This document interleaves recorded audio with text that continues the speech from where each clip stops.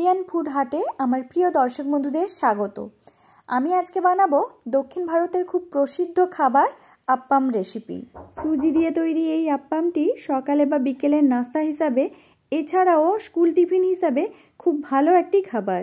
সুজির এই আপ্পামটি খেতে খুবই সুস্বাদু এবং বানানো ভীষণই সহজ। আশা করছি রেসিপিটি আপনাদের ভালো লাগবে, শেষ পর্যন্ত দেখতে থাকুন।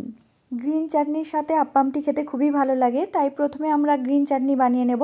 তার জন্য হাফ বাটি ধনেপাতা নিয়ে নিলাম, হাফ বাটি নারকেল, 1 ইঞ্চি মাপের টুকরো করা আদা, 2টো কাঁচা লঙ্কা, 2 টেবিল চামচ টক দই, দিচ্ছি 1 চা চামচ ছোলার ছাতু, আপনারা এর পরিবর্তে ভাজা ছোলাও দিতে পারেন।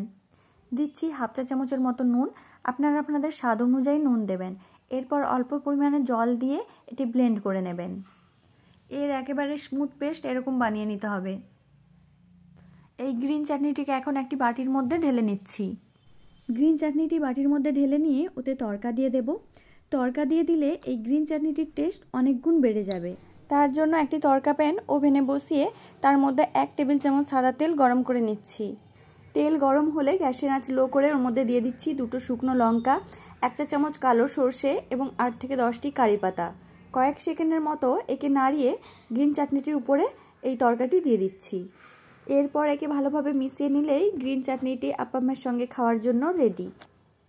এরপর একটি বোলের মধ্যে নিয়ে নিচ্ছি 1 কাপ সুজি, নিচ্ছি হাফ কাপ টক দই, এরপর হাফ কাপ জল দিয়ে এগুলোকে ভালোভাবে মিশিয়ে নেব। এখন এগুলোকে চামচ দিয়ে একসঙ্গে ভালোভাবে মিশিয়ে নিচ্ছি। ভালোভাবে মেশানো হয়ে গেলে একে 10 থেকে 15 মিনিটের জন্য ঢাকা দিয়ে রেস্টে রেখে দিতে হবে। এই সময়ের মধ্যে সুজি অনেকটাই ফুলে যাবে। 15 মিনিট পর দেখতে পাচ্ছি সুজি অনেকটাই ফুলে গেছে এবং শুকনো শুকনো হয়ে গেছে। এখন এর মধ্যে ভেজিটেবলস এবং জল অ্যাড করে দিতে হবে। আমি এখানে গাজর, ক্যাপসিকাম এবং পেঁয়াজ কুচি প্রতিটি 1/3 কাপ করে নিয়ে নিয়েছি। এখানে আপনারা আপনাদের পছন্দ মতো ভেজিটেবলস দিয়ে দিতে পারেন। এরপর দিয়ে দিচ্ছি 3 থেকে 4টি কাঁচা লঙ্কা কুচি, ঝালটা আপনারা আপনাদের স্বাদ অনুযায়ী দেবেন। দিচ্ছি 1 চা চামচ গ্রেট করা আদা বা মিহি কুচি আদা। আমি এখানে 1 চা চামচের মতো নুন দিয়ে দিয়েছি, আপনারা আপনাদের স্বাদ অনুযায়ী নুন দিয়ে দেবেন। তারপর সমস্ত উপকরণগুলোকে ভালোভাবে মিশিয়ে নেবেন।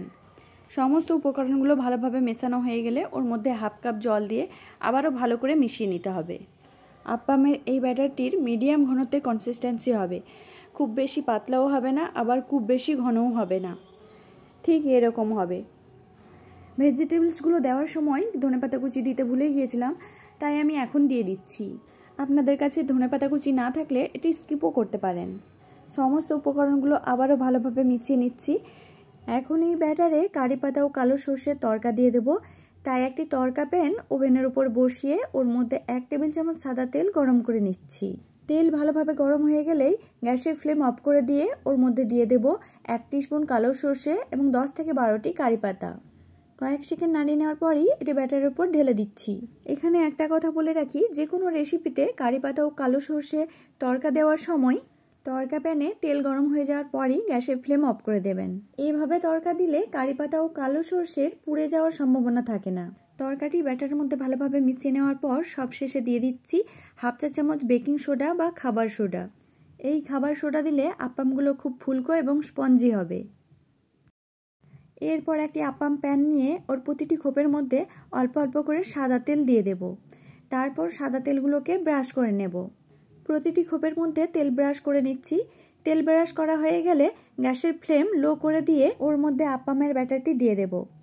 ছোট চামচের 1 চামচ করে ব্যাটার নিয়ে প্যানের মধ্যে দিয়ে দিচ্ছি। প্রতিটি খোপের মধ্যে 1 চামচ করে ব্যাটার দিয়ে দেব।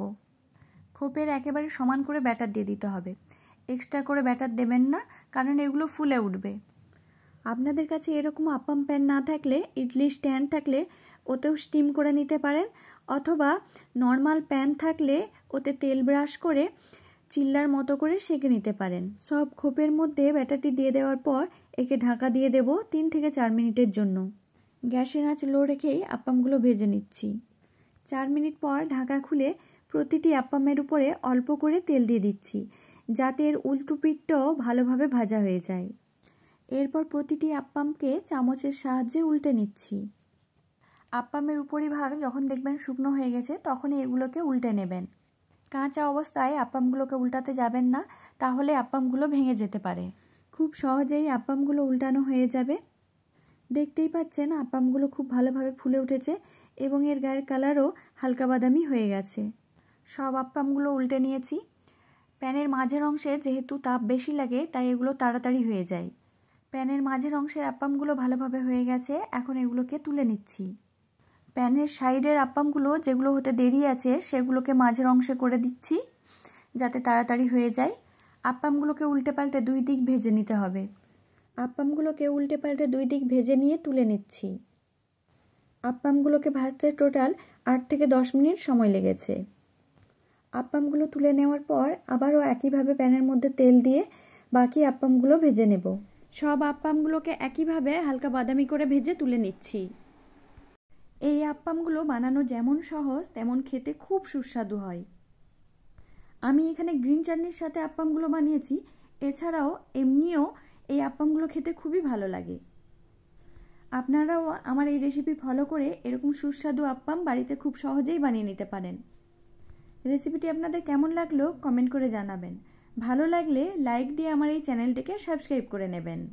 আর ফেসবুক থেকে দেখলে পেজটিকে ফলো করে নেবেন। সকলে ভালো থাকবেন ও সুস্থ থাকবেন।